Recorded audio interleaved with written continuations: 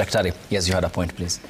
No, I just wanted to follow up from where Senior Counsel left when he was talking about the socialist credentials of Raila. Raila is the man who believed in a Kenya that is people-focused, people-oriented, and people-based. That way, he was a socialist. But fundamentally, there is a way in which he was a socialist without socialism. Yeah. I mean, Raila is a very astute businessman, if you ask me. Also embodies some traits of capitalism. Yeah, like his father, he was a capitalist by excellence. You know, his father started one of the earliest business company in Luo Nyanza, the Luo Thrift Trading Corporation, actually in the 40s. Raila took over from his father as one of the leading, you know, gas cylinder manufacturing entity, not just in Kenya, but in the region.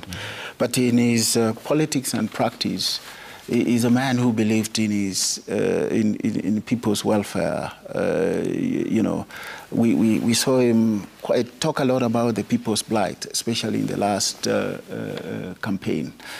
But then beyond that, Raila had these two dimensions. He could be very oppressive in his practice of politics, but also he had a stabilizing influence when he realized that the nation was moving too close to the abyss, to use the word you used earlier on.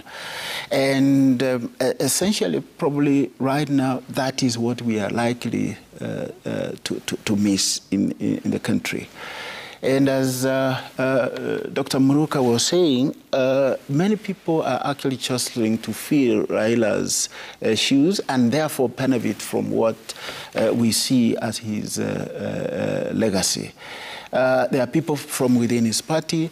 The president has come out, really, it's true historically, he was part and parcel of actually the stalwarts of ODM. But really, that is the ODM of the time. But then with Raila's stabilizing influence in the president's current administration, probably he is the one who will miss him most among the politicians in the country. That is why he will move, I think, with speed and accuracy to try and manage Raila's succession within the party.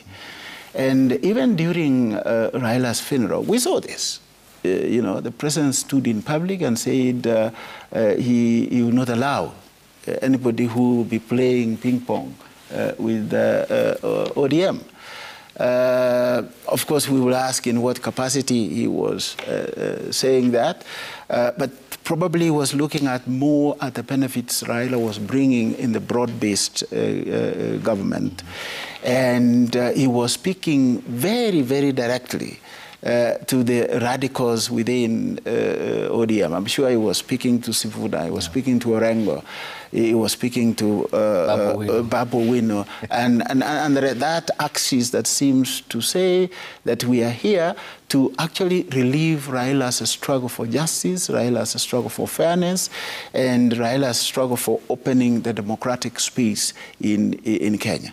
There is the other team, which seems to be on the side of the broad-based government. You know, from from Governor Wanga to CS Joho, Governor Mbadi, and the rest, because they have been the direct beneficiaries of the broad-based government. If you listened to Jim Orengo during the funeral, the same speech he gave in 1994 when we were having the funeral of Jaramogi is actually the same speech he replicated. In the same tone. In the son's funeral, in the same tone, oppressive, and saying, we are not going to relent. Orengo was short of saying, a luta continua. if you read between the lines. So that's why I said that the political situation in the country, as the president tries to galvanize its influence and support in different regions, as he fills the void of the colossus that Raila was and the stabilizing influence that he had in his administration. And then with this, radicals who are saying we need to continue with Raila's struggle. And the group that is saying, no, we had Raila correctly, he said we stay in the broad-based.